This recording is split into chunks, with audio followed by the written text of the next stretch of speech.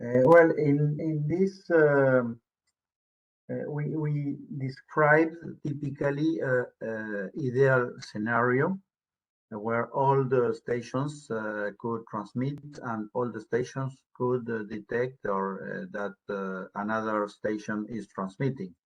But sometimes we could have particular scenarios where typically not all the stations reach with the signal the other stations. Then we need to face some scenarios or problematic scenarios that we identify with that we call the hidden station problem and exposed station problem.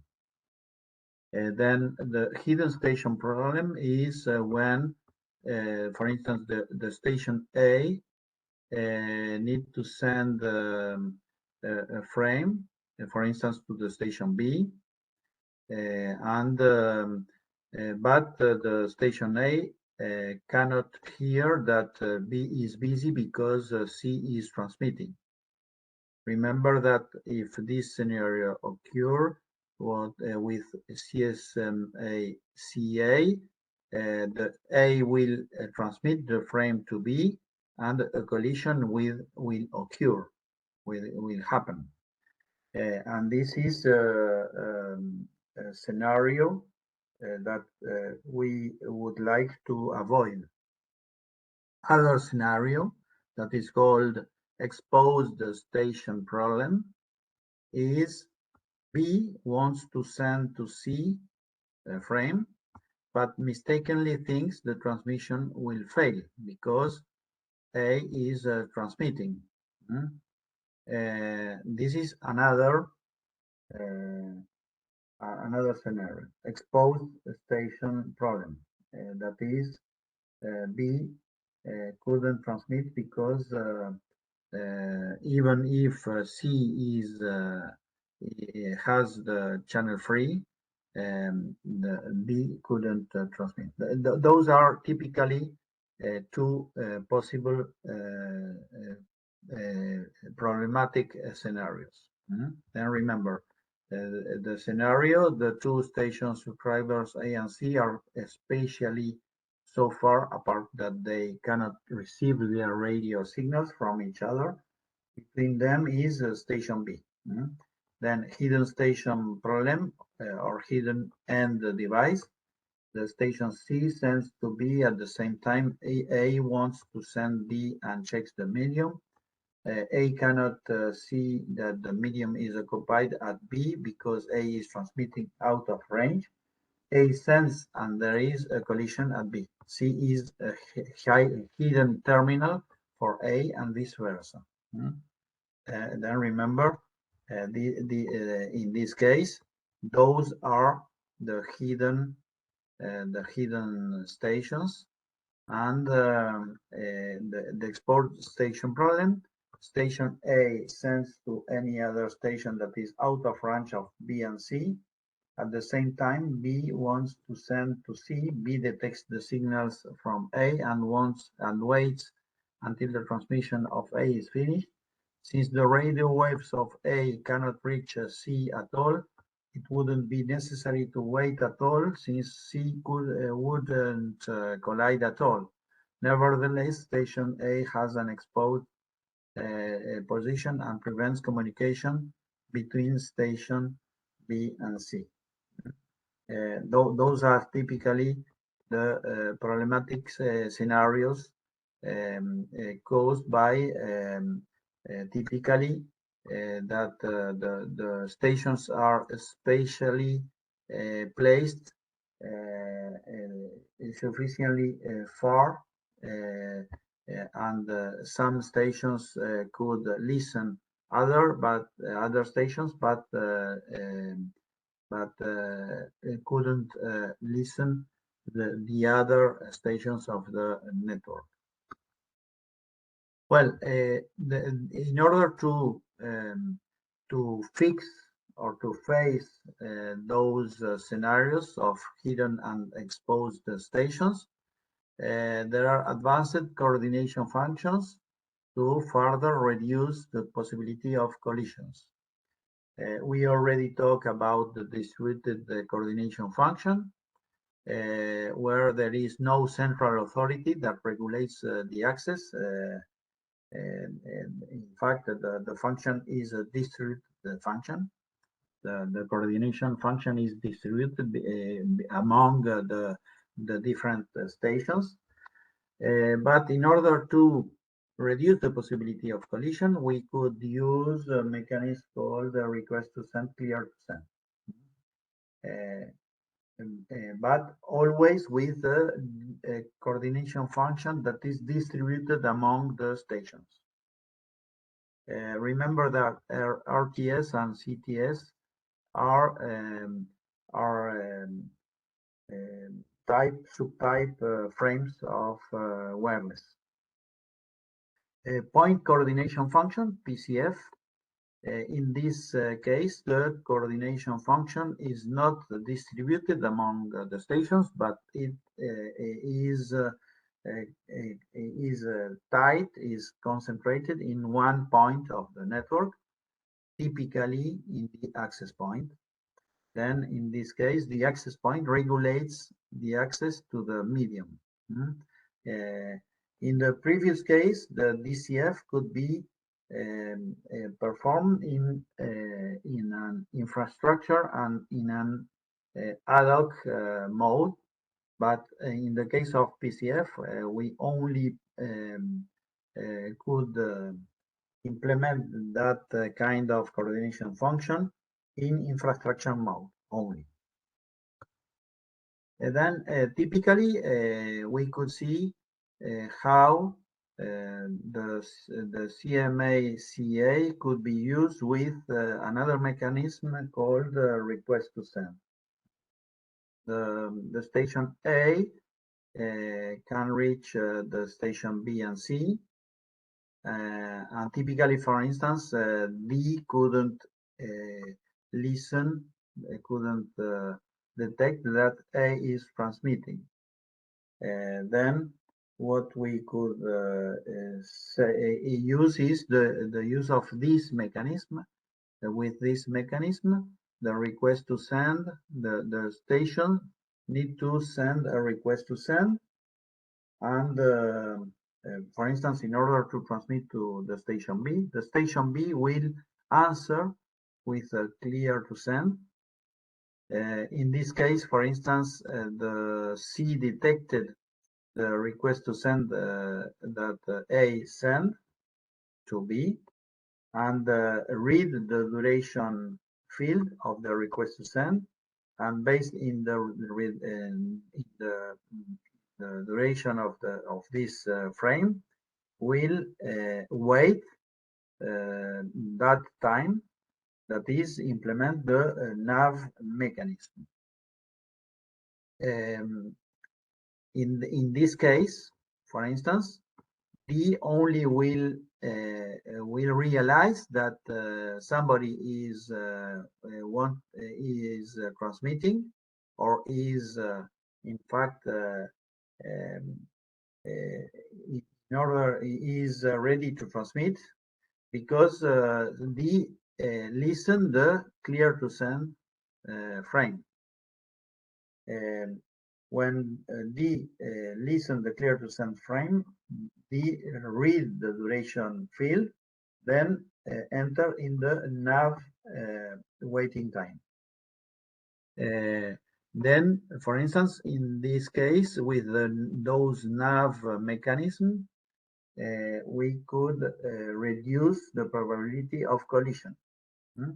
And A could transmit the data without collision. That is, we solve the contention in this scenario. Which is the is it possible to happen collision? Yes, between, for instance, different RTS. That is, A could send an RTS and D could send an RTS at the same time, but in this case, the collision happens only between RTS frames and not between data frames. Then the collision duration is lower than the case with CSMA CA without request to send, clear to send. Then here we could compare typically the CSMA CA simple or the CSMA CA with a request to send, clear to send. Typically in this case, well, the channel is busy. The channel is busy. When the channel is free, the station that would like to transmit the data waits the DCF IFS, the diffs time, and perhaps the backoff time. If after that waiting time the channel continue to be free, idle, the station will transmit the data. When the station will transmit the data to the destination, typically a station, in fact, all other stations will read the duration field of this data frame and enter in the nav waiting time. Then in this way, the nav collaborate to reduce the probability of typically of collision. But in this case, remember that the nav avoid the need to sense every time the channel in order to know if the channel is idle or not, is busy or not. Then once the data frame arrives to the destination station, the destination station will wait shifts time and send an acknowledgement. And once the acknowledgement is sent, the channel is free. Then all the stations need to wait the diffs time plus the backoff time, and in that way, the contention mechanism function in CSMA-CA. In the case of CSMA-CA with a request to send, the difference is, in fact, that this situation, in fact, is related with the request to send, not the data. The data is higher, is longer than the request to send frame. And then here we could have a collision, yes, but if the collision happens, in fact, the collision duration is shorter than in the case without the request to send, clear to send. This mechanism then, in fact, we continue to implement a distributed, in fact, a distributed coordination function. That is, there is no only one point of coordination, but we reduce, in fact, we reduce the possibility of collisions. And finally, we could use the PCF. The PCF, remember, is the point coordination function that is typically performed by the access point. In the PCF, central access control by the point coordinator, that is typically the access point. One after the other, all stations are granted the right to broadcast by the point coordination with a CF pole frame. Remember, CF comes from contention free. CF pole is one flag that we could, not one flag, is one subtype of frames. In order to optimize the use of the frequency channels, a station can send an ACK together with the data frame. In that case, we have the data plus CF acknowledge frame subtype with CF poll. A point coordinator can send an acknowledge to the previous broadcast of a station. That is typically data plus CF acknowledge plus CF poll frame subtype. And a PC can also send data to the station with CF poll frame. That is typically the case of data plus CF poll frame subtype. And finally, a station doesn't necessarily have to send the data frame to the PC.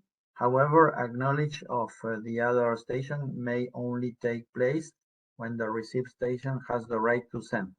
Remember, there is a contention mechanism in order not only to send the data frames, but to send, for instance, acknowledgement frames. Point coordinators, and that is the access points, are used to ensure that the medium is provided without contention. The PCF is not widely implemented. However, the IEEE designed the PCF so stations that implement only the distributed coordination function, the DCF, will interoperate with point coordinators. When the PCF is used, time on the medium is divided into the contention-free period, the CFP, and the contention period. Access to the medium in the contention-free period case is controlled by the PCF that we explained now, while access to the medium in the contention period case is controlled by the DCF that we explained previously. In that way, different devices, some devices that support PCF and some devices that support only DCF could interoperate within the same network. Then here you are, typically a diagram that shows the contention-free period and the contention period. During the contention-free period, in fact, the access point will send a beacon, typically indicated is its SSID.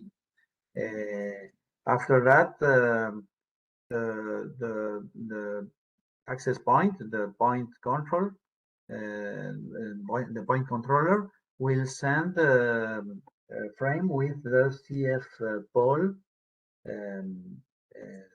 that is a subtype of frame called CF poll. Then the station will answer with the CF ACK, and then the different for instance in the next round, in the next poll, the access point will poll, for instance, the station 2, and if the station 2 have something to transmit, then the station 2 will have the possibility to send the data and to receive the acknowledgement.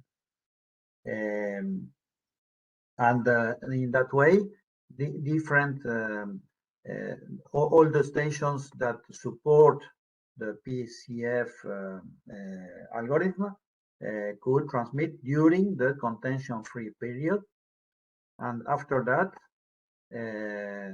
with a frame called CFN, the contention-free period finished, and during a particular time called contention, that is the difference between the contention-free repetition interval and the contention-free period, and all the remaining stations that only support DCF algorithm could transmit, in fact, their frames.